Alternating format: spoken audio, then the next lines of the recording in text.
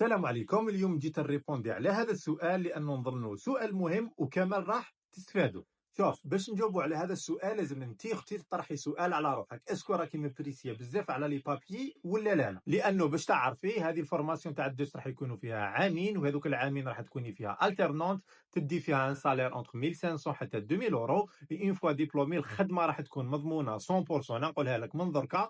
وشنو لانكونفينيون؟ لو سالير راح يكون بلوكي بين 1800 حتى 2000 2200 اورو بوندون كيلكو زاني. ولكن لو بوين بوزيتيف سي كو تقدري مام هكا ديري لا باسريل بها، تسمى مش حتبلوكي لك ليفوليسيون دو كارير. اما الماستر الحاجه اللي مليحه فيه راح يكونوا ديزيتيد سيبيريور، وثاني لو سالير تاع الالترنونس راح يكون فوق 2000 اورو. اون بليس دو سا اذا ستي خدمه راح تبدا مينيموم اونتر 2300 و 2400 اورو. لانكونفينيون تاع الماستر سي كو ماشي سهله باش تصيبي الترنونس، ولازم تصيبي الترنونس في لي دومين اللي فيهم بزاف خدمه دركا. ننصحك بلاسيرونس كاليتي ولا لي زافير ريغلومونتير ولا الكونترول كاليتي، هذوما الثلاثه اللي راهم فيهم خدمه بزاف. سما انا باش نلخص لك لا ريبونس كامله واش نقول لك، اذا ما راكيش مقلقه على لي بابي ديري في بالك باللي دوست هذه تقدري ديريها مام العام اللي موراه. سما انا واش ننصحك، روحي حوسي على ان بون ماستر اللي فيه بون الترنونس، وحوسي على الترنونس في لاسيرونس كاليتي كونترول كاليتي افير ريغلومونتير، ديريها. ومن بعد اذا ما ستيش خدمه رونوفلي بهذه لا فورماسيون تاع الدوست.